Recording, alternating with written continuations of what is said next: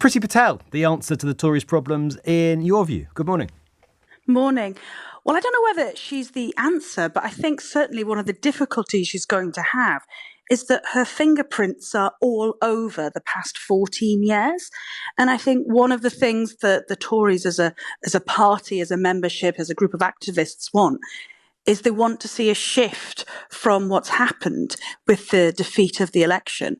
And they want to see a movement towards something that will re-establish the party, re-engage the party, put it back in a position where there can be a really forceful opposition so that come the next election in 5 years' time, they're actually able to regain some of those seats that were, snatched away from them, often in really safe areas. I guess you would say, well, she wasn't in power. She wasn't Prime Minister.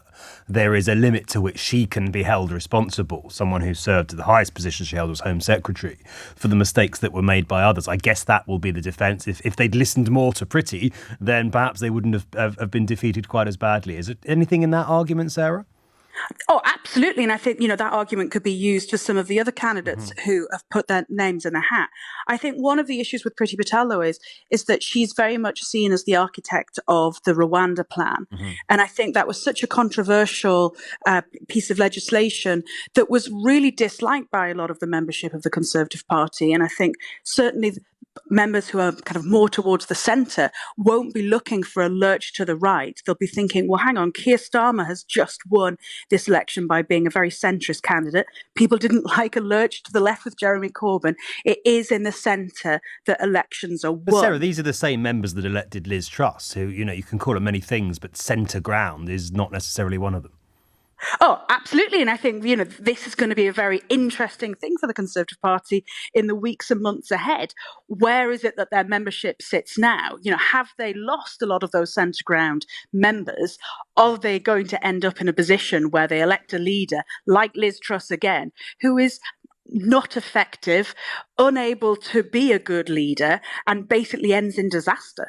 Who would fall into that category are the current candidates in your view? Oh, well, I wouldn't want to, crush anyone's dreams at this stage. I don't think anyone falls into that category just yet. None of them are as bad as Liz Truss yet. But I think it will be very interesting to see at 2:30 tomorrow afternoon when all of the candidates have been declared. And it'll be very interesting to see which MPs have supported them.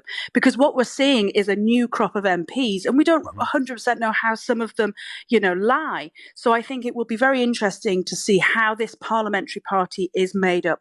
Where are their allegiances? Where do they sit within the party? What is it that they actually want from a leader to take them through this difficult time of opposition? Who do you think the front runner is right now, Sarah? Who would you tip?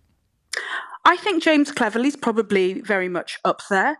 I think that, having had such a high-profile job, and I think also there was a level of kind of scepticism with him with some of the policies. So I think that we may see a good amount of support towards him.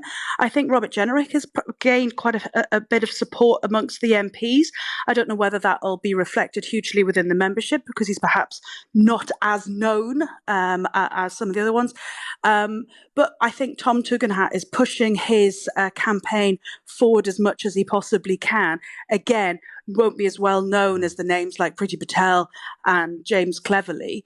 But let's see who else manages to get their names across the line tomorrow afternoon. And just lastly on this, I mean, I have seen some suggestions, Sarah, that the same group of people, it's under 200,000 people that chose Boris Johnson, chose Liz Truss, really shouldn't have the power to choose the next leader of the opposition again. We do have this strange system in this country where a tiny, tiny fraction of people who are very loyal, very tribal to a particular party, whichever party that is, get to choose our political leaders. Does that need looking at, do you think? Should it be a decision for MPs instead, who, after all, they've been elected and they represent millions of people? I think the way the Conservative Party do it, it pushes as much democracy as it can, allowing the MPs to put forward who they think it should be and then taking it to the membership.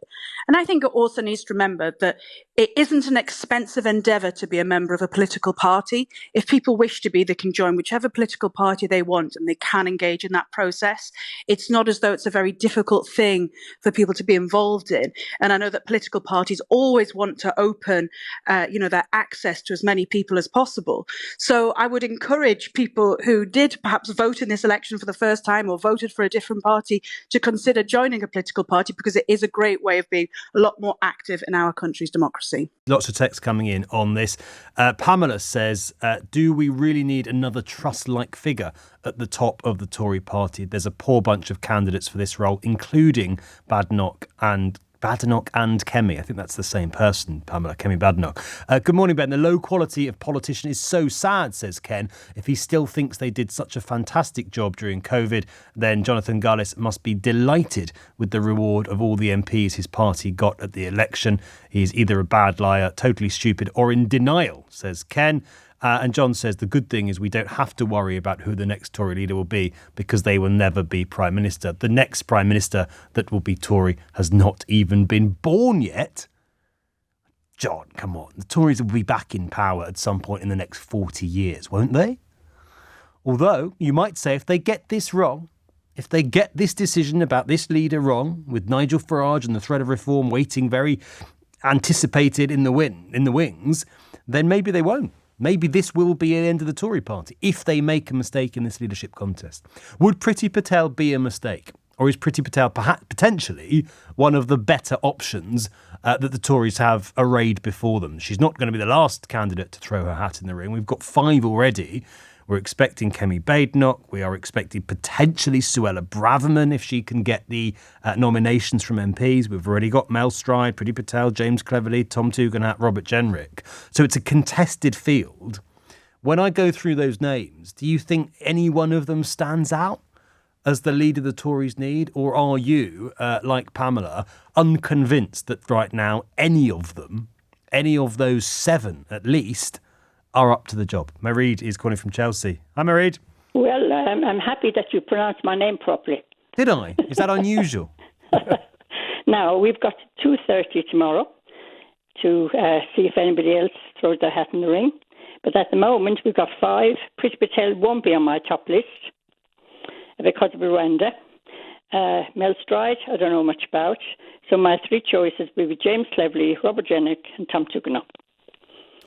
You can't pick 3, Mareed. I'm not going to let you get away with that. They would be one of my 3 choices. Any one of those 3 standing above the others at this point in time? Yes, Robert Jenrick. Robert Jenrick. Why Robert Jenrick? He was in housing, and I was in housing, and I liked what he was doing. He's very sound. He's very well liked in Newark and Nottingham. And maybe, yes, he would be my choice. And from speaking to my colleagues, I think a lot of us like him.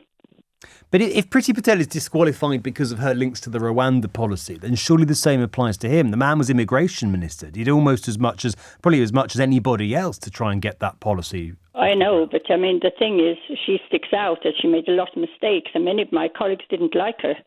What mistakes do you think Priti Patel made? Well, the Rwanda, for instance, she flips and flops, I think. Priti Patel flips and flops? Yes.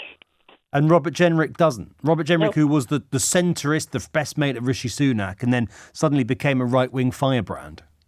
Well, you asked me who my choices were. Fair enough. I think of the 2, there's one that I would say has, let's say, shifted his position, to put it kindly, more than Priti Patel in the last few years. Yeah, but the thing is, with Priti, she's sort of blotted her copybook in a way. She's much more well-known than Robert Jenrick. Maria, I presume you're a Tory member. I am. Yeah. I wouldn't be calling otherwise. Who do you think's going to win this one? I have no idea, because I don't know who else is going to put their hat in the ring.